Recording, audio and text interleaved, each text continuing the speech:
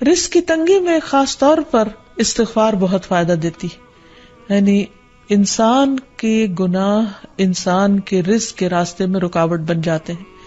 اور آخر میں یہ بات یاد رہے کہ انسان کے رزق میں اکثر اس کے اپنے گناہ رکاوٹ بن جاتے ہیں.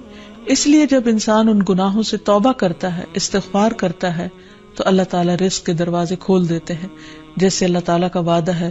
قرآن مجید میں آتا ہے، نوح علیہ السلام نے اپنی قوم سے کہا کہ اپنے رب سے معافی مانگ لو، بلا شبہ وہ بڑا معاف کرنے والا ہے.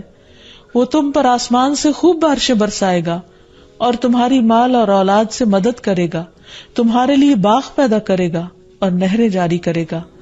تو اس سے یہ پتہ چلتا ہے کہ دنیا میں جتنی بھی راحتیں اور رزق کی قسمیں ہیں، ان سب کی کنجی استغفار ہے.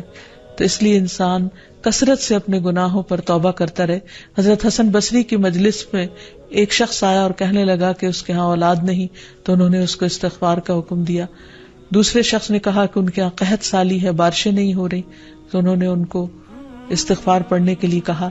تیسرا شخص آیا اور کہنے لگا کہ اس کے رزق میں مشکل ہے، تو انہوں نے اس کو بھی یہی نسخہ بتایا. تو ان کی مجلس میں سے ایک شخص نے کہا کہ آپ نے ہر مشکل میں مبتلا شخص کو ایک ہی بات بتائی، ایک ہی وظیفہ بتایا، اور وہ بخشش کی دعائیں کرنے کا. تو کہا کہ کیا تم نے سورۃ نوح کی آیت نہیں پڑھی؟ حقیقت یہ کہ اللہ کا کلام سچا ہے اور ہمیں اس پر ایمان لا کر پورے یقین کے ساتھ، وثوق کے ساتھ دعا مانگنی چاہیے کہ ہم انشاءاللہ استغفار کریں گے تو آسمان سے اور زمین سے رزق اگلنے لگے گا، ابلنے لگے گا. اللہ تعالیٰ ہمیں اپنی رحمتوں سے نوازے. اور استغفار کے لیے سمپل، اے اللہ مجھے بخش دے، اے اللہ مجھے معاف کر دے، اے اللہ میرے اگلے پچھلے سارے گناہوں کو معاف کر دے. اللہم اغفر لی، استغفر اللہ ربی من کل ذنب واتوب الیہ. اور سچے دل سے انسان توبہ کرتا رہے تو اللہ تعالیٰ کو مہربان پائے گا. جزاکم اللہ خیر. چینل کو سبسکرائب کرنا اور شیئر کرنا بالکل نہ بھولیے. جزاکم اللہ.